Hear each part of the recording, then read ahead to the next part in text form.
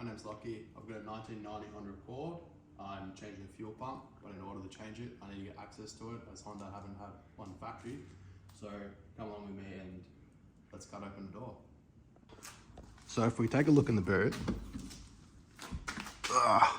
it's a bit of a mess, but you'll be able to understand the gist.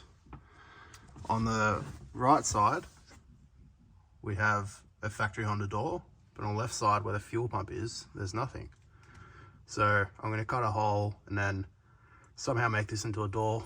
But for now, let's get the Dremel out and get the cutting.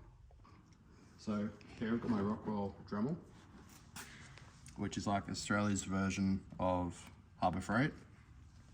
I'm going to change out the cut wheel. Just this one's a bit yoked.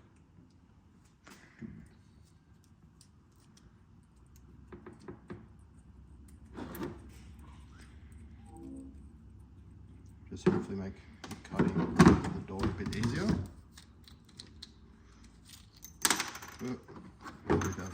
Cutting discs. Bolt through. Make sure we definitely cross thread it and then nip it up. Alright, so I'm going to try and attempt to cut it with this Dremel. If not, I might have to come back with an angle grinding disc, but we'll see how this goes.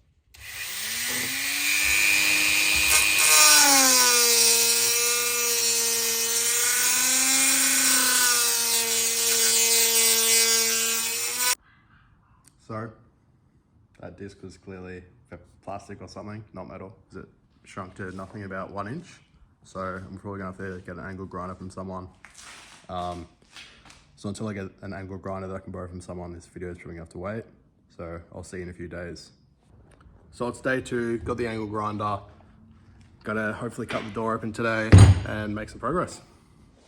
And just picking up from where we were yesterday, I'm gonna cut this big square, and then I reckon I might get some sheet metal and that's oversized, and then riv nut it in so I can take it off and put it back on whenever I please.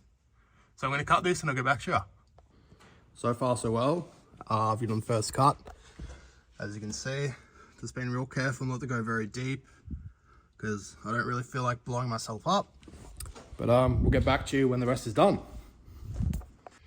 And here's the final product. It's not great, but it'll do. Get my weighted hammer. Hopefully pack it out. Better go get something to pick this out with. All right, so we're back with a flathead. Hopefully able to pry this out a bit. Just because this will be sharp, I don't want to do this with my hands. Look at that. Fuel pump. Pretty easily to access those as well. All right, so with a flathead, I've just pried that out because obviously it's real jagged. I'll probably get either the Dremel tool or a file or something and just clean this up. But look at that. Pretty great to access. Should be enough room to be able to get the old fuel pump out and the assembly and put the new one on when it comes in. And that about wraps up the video. So we've cut that access panel, so we have real easy access to the fuel pump. So when my 255 Walbro does come in, it'll be way easy to swap it out. And then also we'll do the AM fuel pressure regulator and GFB fuel pressure gauge at the same time. So stay tuned and that'll be the next video. See you guys.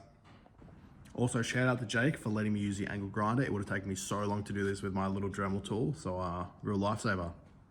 You'll probably see him in the next video, whatever it is.